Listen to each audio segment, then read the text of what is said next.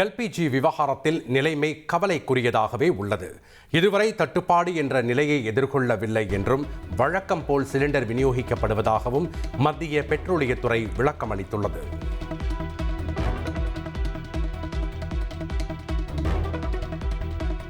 Cylinder பதுக்கலை தடுக்க நாடு முழுவதும் 12,000 இடங்களில் ரெய்டு, 15,000 பதுக்கப்பட்ட சிலிண்டர்கள் பறிமுதல் செய்யப்பட்டுள்ளதாக மத்திய பெட்ரோலியத்துறை அமைச்சகம் தெரிவித்துள்ளது.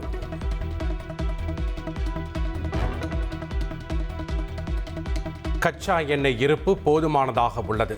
அனைத்து கச்சா எண்ணெய் சுத்திகரிப்பு ஆலைகளும் அதிக திறனில் இயங்குவதாக மத்திய பெட்ரோலிய அமைச்சகம் கூறியுள்ளது.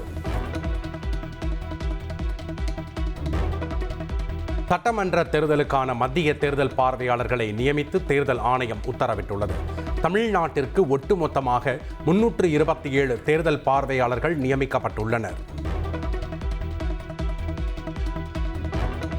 தேர்தல் ஆணையம் மற்றும் தமிழக அரசு இடையேயான தொடர்புக்காக தலைமைச் செயலாளர் உள்ளிட்ட அதிகாரிகளை கொண்டு குழு அமைக்கப்பட்டுள்ளது. தேர்தல் ஆணையத்திடம் அரசு வைக்கும் கோரிக்கையையும் இந்த குழு சரிபார்க்கும். தேர்தல் நடத்தை விதிகளை கூறி மறைந்த தலைவர்களின் சிலைகளை மறைக்க தேவையில்லை என்று தேர்தல் ஆணையம் தெரிவித்துள்ளது. அங்கீகரிக்கப்பட்ட அரசியல் கட்சிகள் முன்வைத்த கோரிக்கையை அடுத்து அனைத்து மாவட்ட தேர்தல் அலுவலர்களுக்கும் இந்த அறிவுறுத்தல் வழங்கப்பட்டுள்ளது.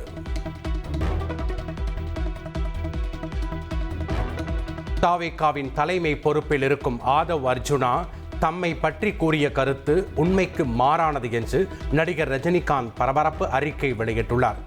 காலம் பேசாது, காத்திருந்து பதில் சொல்லும் என்று ரஜினி கூறியுள்ளதால் தமிழக தேர்தல் களத்தில் பரபரப்பு ஏற்பட்டுள்ளது. ஆதவ் அர்ஜுனாவின் அவதூறு கருத்தை கண்டித்தும் தமக்கு ஆதரவாகவும் குரல் கொடுத்த அரசியல் கட்சி தலைவர்களுக்கு நடிகர் ரஜினிகாந்த் நன்றி தெரிவித்துள்ளார். திரையுலக நண்பர்கள், ஊடகத்துறையினர் மற்றும் ரசிகர்களுக்கும் மனமார்ந்த நன்றி என்று ரஜினிகாந்த் தமது அறிக்கையில் குறிப்பிட்டுள்ளார்.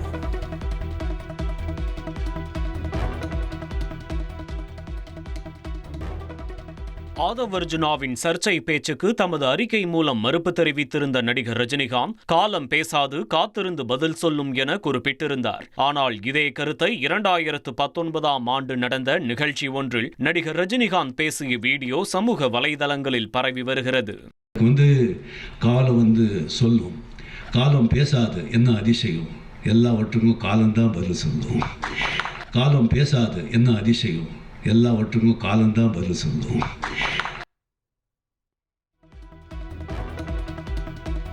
தமிழக சட்டமன்ற தேர்தலில் விஜய் தலைமையிலான தமிழக வெற்றி கழகம் தனித்து போட்டியிட உள்ளதாக தகவல் வெளியாகியுள்ளது. என்டிஏ கூட்டணியில் விஜய் இணைய உள்ளதாக தகவல் பரவிய நிலையில் தவிக தனித்து போட்டியிட முடிவு செய்துள்ளதாக கூறப்படுகிறது.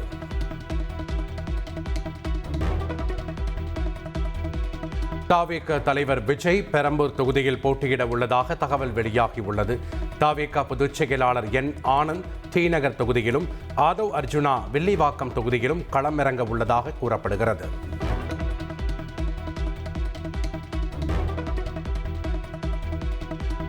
சட்டமன்ற தேர்தலில் தவிக தனித்து களம் காண்பதால் 4 முனை போட்டி உறுதியாகி இருக்கிறது. வெற்றி தோல்வி குறைந்த வாக்குகள் வித்தியாசத்திலேயே இருக்கும் என்பதால் தமிழக அரசியல் களம் சூடுபிடித்துள்ளது.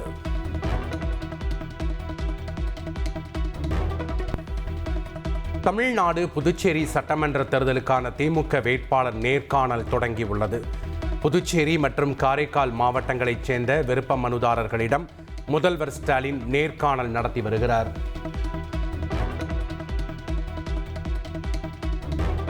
தேசிய ஜனநாயக கூட்டணியில் விரைவில் தொகுதி பங்கீடு நடைபெறும் என்று கூட்டணியின் தலைவரான எடப்பாடி பழனிசாமி தெரிவித்துள்ளார்.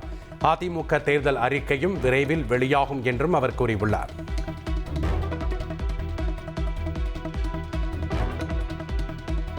ஏபிஎஸ்க்கு எதிராக நம்பிக்கையில்லா தீர்மானம் கொண்டு வந்த போது அவருக்கு நான் ஆதரவளித்தது தவறு என்று ஓபிஎஸ் தெரிவித்துள்ளார்.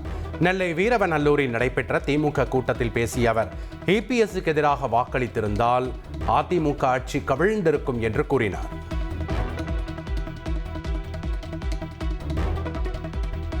சட்டமன்ற தேர்தல் தொகுதி பங்கீடு தொடர்பாக திமுக மார்க்சிஸ்ட் கம்யூனிஸ்ட் கட்சி இடையே 3ஆம் கட்ட பேச்சுவார்த்தை நடைபெற்றது. தேர்தல் தேதி அறிவிக்கப்பட்டுள்ள நிலையில் 2 நாளில் தொகுதி பங்கீடு இறுதி செய்யப்படும் என்று மார்க்சிஸ்ட் மாநில செயலாளர் சண்முகம் தெரிவித்துள்ளார். சட்டமன்ற தேர்தலுக்கான மதிமுகவின் தேர்தல் அறிக்கையை அக்கட்சியின் பொதுச் செயலாளர் வைகோ வெளியிட்டார். ஆளுநர் பதவி அகற்றப்பட வேண்டும் என்று மதிமுக தேர்தல் அறிக்கையில் தெரிவிக்கப்பட்டுள்ளது.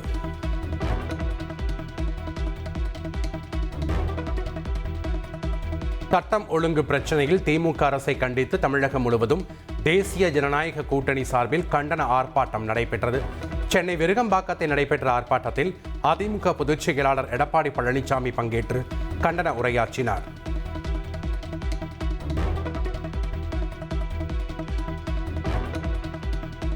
ஸ்டாலின் ஆட்சியிலே இழந்தது போதும் திருப்பியடி. தேர்தல் வாக்குறுதி என்னாச்சு? சொத்து வரியை ஏற்ற மாற்றம் என்னாச்சு?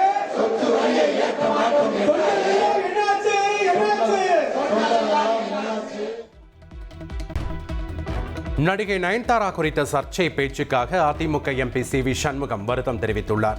நயன்தாராவின் பெயர் தவறுதலாக உச்சரிக்கப்பட்டதாகவும் எந்த உள்நோக்கத்துடனும் பேசவில்லை என்றும் விளக்கம் அளித்துள்ளார்.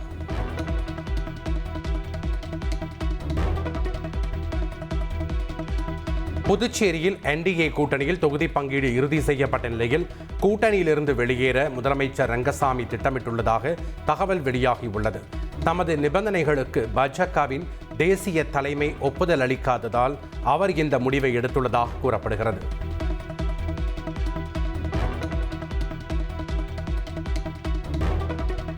கேரள சட்டப்பேரவை தேர்தலுக்கான வேட்பாளர்களை இறுதி செய்ய காங்கிரஸ் தலைவர் மல்லிகார்ஜுன கர்கே மற்றும் ராகுல் காந்தி தலைமையில் டெல்லியில் மத்திய தேர்தல் குழு கூட்டம் நடைபெற்றது. KC வேணுகோபால் மற்றும் கேரள மாநில மூத்த தலைவர்கள் பங்கேற்ற இந்த ஆலோசனையை தொடர்ந்து இன்று அல்லது நாளை காங்கிரஸ் வேட்பாளர் பட்டியல் வெளியாகும் என எதிர்பார்க்கப்படுகிறது. கேரளாவில் ஏப்ரல் 9ஆம் தேதி ஒரே கட்டமாக வாக்குப்பதிவு நடைபெறுகிறது. CPM மற்றும் பாஜக தங்கள் வேட்பாளர்களை அறிவித்துள்ள நிலையில் காங்கிரசின் இறுதி வேட்பாளர் பட்டியல் மிகுந்த எதிர்பார்ப்பை ஏற்படுத்தியுள்ளது. ஹார்மூஸ் நீரிணையை கடந்து இந்தியாவின் நந்தா தேவி கப்பல் 46,500 மில்லியன் டன் சமையல் எரிவாயுவுடன் குஜராத்திற்கு வந்தடைந்துள்ளது. கப்பலை துறைமுகம் அருகே கொண்டு வரக்கூடாது என்பதால் எரிவாயு டேங்கர்களை மாற்று கப்பல்களில் ஏற்றுவதற்கான பணிகள் நடைபெற்று வருகின்றன.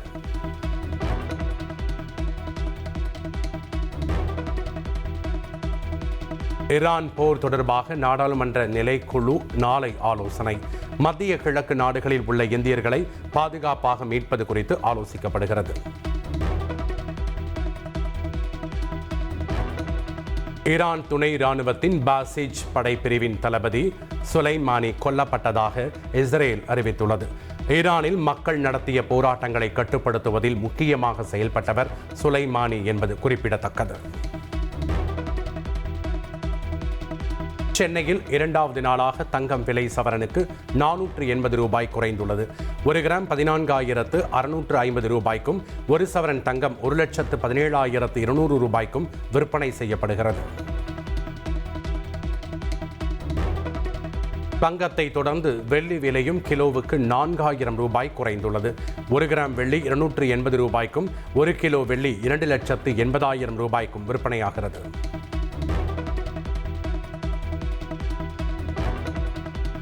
தந்தையருக்கும் பேறுகால விடுமுறை அளிக்கும் வகையில் சட்ட திருத்தத்தை கொண்டுவர மத்திய அரசுக்கு உச்சநீதிமன்றம் வலியுறுத்தல்.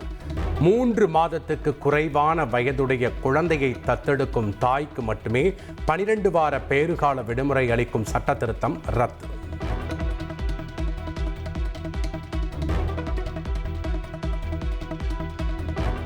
கரூர் கூட்ட நெரிசல் வழக்கு விசாரணைக்காக டெல்லியில் உள்ள CBI அலுவலகத்தில் முன்னாள் அமைச்சர் செந்தில் பாலாஜி ஆஜரானார். கூட்ட நெரிசலில் சதி நடந்திருப்பதாக தாவேகாவினர் குற்றஞ்சாட்டிய நிலையில் செந்தில் பாலாஜியிடம் 5 மணி நேரம் CBI அதிகாரிகள் விசாரணை நடத்தினர். திருப்பரங்குன்றம் தீபம் விவகாரத்தில் அதிகாரிகள் மீது நடவடிக்கை எடுக்க வேண்டும் என்ற நீதிபதி GR சுவாமிநாதன் உத்தரவுக்கு இடைக்கால தடை. தேவஸ்தானமே தீபத்தூணில் பூஜை செய்து இதுபோன்ற பிரச்சனைகளை தவிர்க்கலாமே என மதுரை உயர்நீதிமன்ற 2 நீதிபதிகள் அமர்வு கருத்து.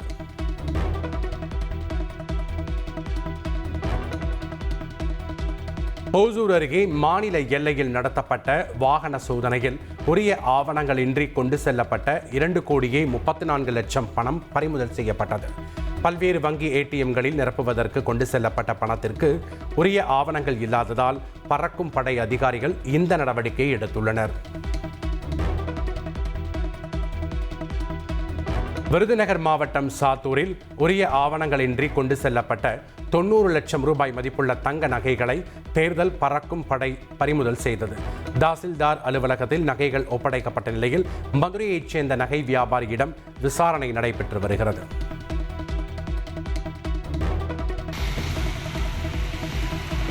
திருவண்ணாமலை மாவட்டம் வந்தவாசி அருகே தேர்தல் பறக்கும் படையினர் நடத்திய சோதனையில் 3,67,507 ரூபாய் பறிமுதல் செய்யப்பட்டுள்ளது. ஞானவேல் என்பவரின் காரில் நடத்தப்பட்ட சோதனையில் திருப்பதி கோயிலுக்கு சிறுக சிறுக சேர்த்து வைத்த உண்டியல் பணம் 67,507 ரூபாயும், இருசக்கர வாகனத்தில் காமேஷ் என்பவர் மருத்துவமனைக்கு சிகிச்சைக்காக கொண்டு சென்ற 3 லட்சம் ரூபாயையும் பறிமுதல் செய்த அதிகாரிகள் வந்தவாசி வட்டாட்சியர் அலுவலகத்தில் ஒப்படைத்தனர். கிருஷ்ணகிரி மாவட்டம் ஹொசூர் அருகே உரிய ஆவணங்கள் இன்றி கொண்டு வரப்பட்ட 2 லட்சம் ரூபாய் பணத்தை தேர்தல் பறக்கும் படையினர் பறிமுதல் செய்தனர்.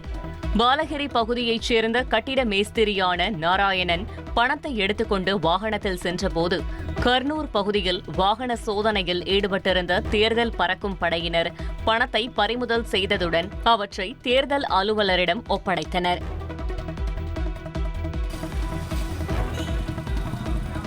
திருவாரூர் மாவட்டம் கிளரியம் கோட்டகம் பகுதியில் தேர்தலை முன்னிட்டு வாகன சோதனையின் போது 1,59,000 ரூபாய் பறிமுதல் செய்யப்பட்டது. இருசக்கர வாகனத்தில் சென்ற நபரிடம் உரிய ஆவணங்கள் இல்லாததால் பணம் கைப்பற்றப்பட்டது. இதையடுத்து பறிமுதல் செய்யப்பட்ட தொகை அதிகாரிகளிடம் ஒப்படைக்கப்பட்டு கருவூலத்தில் வைக்கப்பட்டுள்ளது. சட்டமன்ற தேர்தலை முன்னிட்டு புதுக்கோட்டையில் துணை ராணுவ படையினர், அதிரடி படையினர் மற்றும் காவல்துறையினர் இணைந்து கொடி அணிவகுப்பு நடத்தினர். அண்ணா சிலையிலிருந்து தொடங்கிய அணிவகுப்பில் 150க்கும் மேற்பட்டோர் பங்கேற்ற நிலையில் பொதுமக்கள் அச்சமின்றி வாக்களிக்க வேண்டுமென விழிப்புணர்வு ஏற்படுத்தப்பட்டது. இந்த அணிவகுப்பை மாவட்ட காவல் கண்காணிப்பாளர் அபிஷேக் குப்தா தொடங்கி வைத்தார்.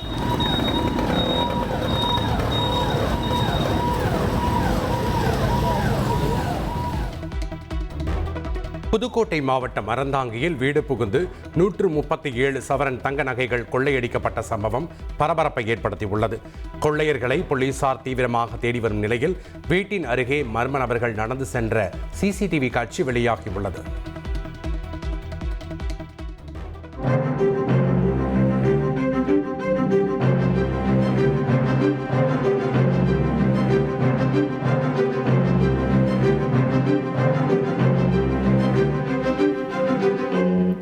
தூத்துக்குடி மாவட்டம் வேடநத்தம் கிராமத்தில் 12ஆம் வகுப்பு மாணவி கொலை செய்யப்பட்ட சம்பவத்தில் குற்றவாளிகளை கைது செய்ய கோரி 7வது நாளாக உடலை வாங்க மறுத்து உறவினர்கள் போராட்டத்தில் ஈடுபட்டனர். இதனிடையே இந்த வழக்கில் மாணவியின் உறவினர் உள்ளிட்ட 5 பேரிடம் காவல்துறையினர் விசாரணை நடத்தி வருகின்றனர். விசாரணை அதிகாரியாக துணை கண்காணிப்பாளர் சுந்தரபாண்டியன் நியமனம் செய்யப்பட்டுள்ளார்.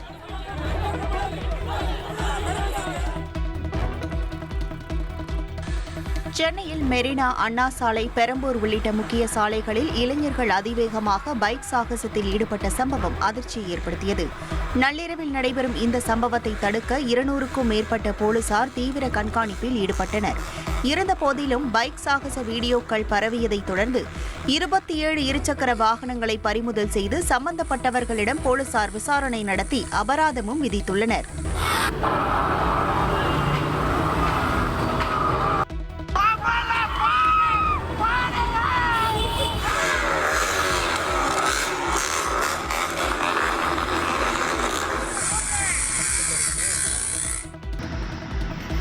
சென்னையில் மாடுகளுக்கு மைக்ரோசிப் பொருத்தாத உரிமையாளர்கள் மீது கடும் நடவடிக்கை எடுக்கப்படும் என மாநகராட்சி எச்சரிக்கை விடுத்துள்ளது. மாடுகள் சாலைகளில் நடமாடுவதால் போக்குவரத்து இடையூறு, பொதுமக்களை தாக்குவது போன்ற சம்பவங்கள் நிகழ்கின்றன. இதுபோன்ற காரணங்களால் மாடுகளுக்கு மைக்ரோசிப் பொருத்துவது கட்டாயம் என சென்னை மாநகராட்சி அறிவித்தது. அதன்படி சென்னையில் 22,857 மாடுகள் உள்ள நிலையில் இதுவரை 900 மாடுகளுக்கு மட்டுமே மைக்ரோசிப் பொருத்தப்பட்டுள்ளன. குறிப்பாக சென்னை மாநகராட்சி சார்பில் செயல்பட்டு வரும் மாடு தொழுவங்களில் உள்ள மாடுகளுக்கு மட்டுமே சிப் பொருத்தப்பட்டுள்ளது. கடந்த 45 நாட்களாக மைக்ரோசிப் பொருத்தும் பணி நடைபெற்று வரும் நிலையில் மாடுகளின் உரிமையாளர்கள் ஆர்வம் காட்டாத நிலையில் கடும் நடவடிக்கை எடுக்கப்படும் என சென்னை மாநகராட்சி எச்சரித்துள்ளது.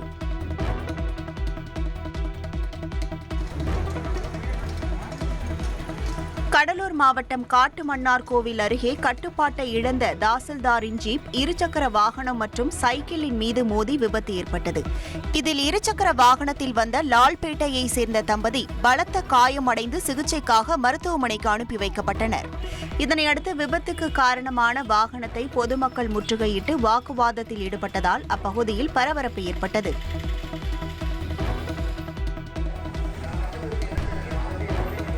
மதுரையில் இஸ்லாமியர்களின் புனித இரவான லைலத்துல் கத்ருவை முன்னிட்டு நள்ளிரவில் 2000 பேருக்கு சஹர் உணவாக பிரியாணி வழங்கப்பட்டது. தொடர்ந்து மகபூபாளையம் உள்ளிட்ட பகுதிகளில் பள்ளிவாசல்களில் சிறப்பு தொழுகைகள் நடைபெற்றன. இந்த விருந்தில் இஸ்லாமியர்கள் மட்டுமின்றி பல்வேறு சமூகத்தை சேர்ந்தவர்களும் கலந்து கொண்டு ஒற்றுமையை வெளிப்படுத்தினர். வண்டலூர் உயிரியல் பூங்காவில் பராமரிக்கப்பட்டு வந்த பெண் மனித குரங்கு உடல்நலக் குறைவால் உயிரிழந்தது சோகத்தை ஏற்படுத்தியுள்ளது. கடந்த 2005ஆம் ஆண்டு சிங்கப்பூரிலிருந்து வண்டலூர் அறிஞர் அண்ணா உயிரியல் பூங்காவிற்கு கொண்டுவரப்பட்ட கௌரி 21 ஆண்டுகளாக பார்வையாளர்களை மகிழ்வித்து வந்தது. இந்நிலையில் கடந்த சில நாட்களாக உடல்நலக் குறைவால் அவதிப்பட்டு வந்த கௌரி சிகிச்சை பலனின்றி உயிரிழந்தது. பிரேத பரிசோதனைக்கு பிறகு பூங்கா வளாகத்திலேயே கௌரியின் உடல் அடக்கம் செய்யப்பட உள்ளது. நாடாளுமன்ற மக்களவையில் அமளியில் ஈடுபட்ட 8 எம்பிக்களின் சஸ்பெண்ட் உத்தரவு ரத்து செய்யப்பட்டுள்ளது. காங்கிரஸ் உள்ளிட்ட எதிர்க்கட்சிகளின் தொடர் கோரிக்கையை ஏற்று தீர்மானம் நிறைவேற்றப்பட்ட நிலையில் நாடாளுமன்றத்தில் பேனர்கள் உள்ளிட்டவை பயன்படுத்தக்கூடாது என்று சபாநாயகர் அறிவுறுத்தியுள்ளார்.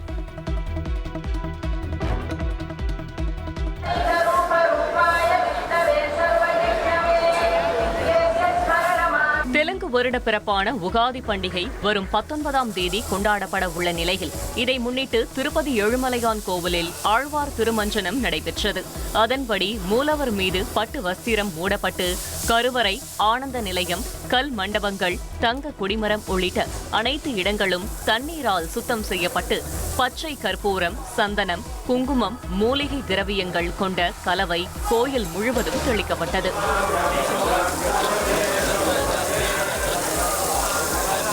பின்னர் மூலவர் மீது சாத்தப்பட்ட பட்டு வஸ்திரம் அகற்றி சிறப்பு பூஜை செய்யப்பட்டதை தொடர்ந்து பக்தர்கள் தரிசனத்திற்கு அனுமதிக்கப்பட்டனர்.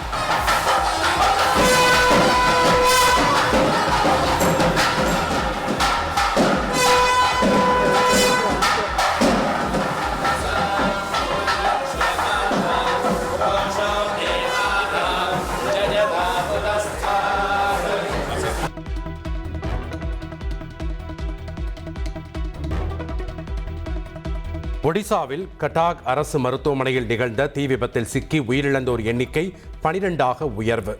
காயமடைந்த 11 மருத்துவமனை ஊழியர்களுக்கு தொடர்ந்து சிகிச்சை அளிக்கப்பட்டு வருகிறது. ஆப்கானிஸ்தானில் மருத்துவமனை மீதான பாகிஸ்தான் நடத்திய வான்வழி தாக்குதலுக்கு இந்திய அரசு கடும் கண்டனம் தெரிவித்துள்ளது. இதுகுறித்து வெளியுறவு அமைச்சகம் வெளியிட்டுள்ள அறிக்கையில் எந்த வகையிலும் நியாயப்படுத்த முடியாத இந்த தாக்குதலை கோழைத்தனமான மற்றும் காட்டுமிராண்டித்தனமான படுகொலை என கூறியுள்ளது. இது ஆப்கானிஸ்தானின் இறையாண்மை மீதான அப்பட்டமான தாக்குதல் என்றும் பிராந்திய அமைதிக்கு அச்சுறுத்தல் எனவும் இந்தியா தெரிவித்துள்ளது. பொதுமக்கள் மீதான தாக்குதலை பாகிஸ்தான் உடனடியாக நிறுத்த வேண்டும் என்றும் இந்தியா வலியுறுத்தியுள்ளது. காபூலில் உள்ள மருத்துவமனை மீது தாக்குதல் நடத்தியதாக ஆப்கானிஸ்தான் குற்றம் சாட்டியதை பாகிஸ்தான் பொய் என மறுத்துள்ளது. தீவிரவாதத்தை ஆதரிக்கும் இராணுவ தளங்களை மட்டுமே தாக்கியதாகவும் மக்களை பாதுகாப்பதே பாகிஸ்தானின் நோக்கம் என்றும் தெரிவித்துள்ளது.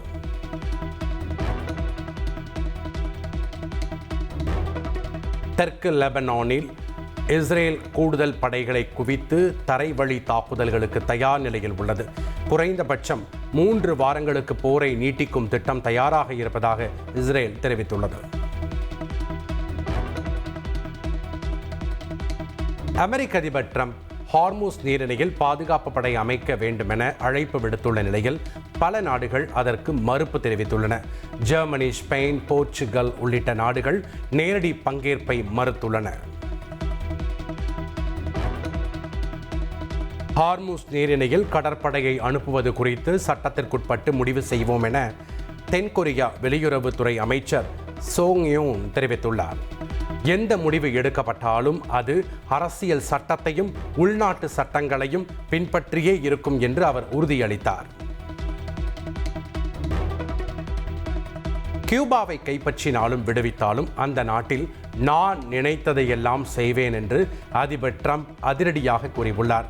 கியூபா ஒரு தோல்வியடைந்த தீவு என்றும் அதனை கைப்பற்றும் பாக்கியம் தமக்கு கிடைக்கும் என்றும் அவர் தெரிவித்துள்ளார். அமெரிக்காவின் பிலடெல்பியா, வாஷிங்டன் டிசி, நியூயார்க் உள்ளிட்ட நகரங்களில் கனமழை மற்றும் பலத்த காற்று வீசியது. பென்சில்வேனியாவில் சாலைகளும் வாகனங்களும் மழையால் சேதமடைந்த நிலையில் வாஷிங்டன் டிசியில் அமெரிக்க நாடாளுமன்ற கட்டடத்தின் சுற்றுப்புறம் புயல் காற்றால் தாக்கப்பட்டது.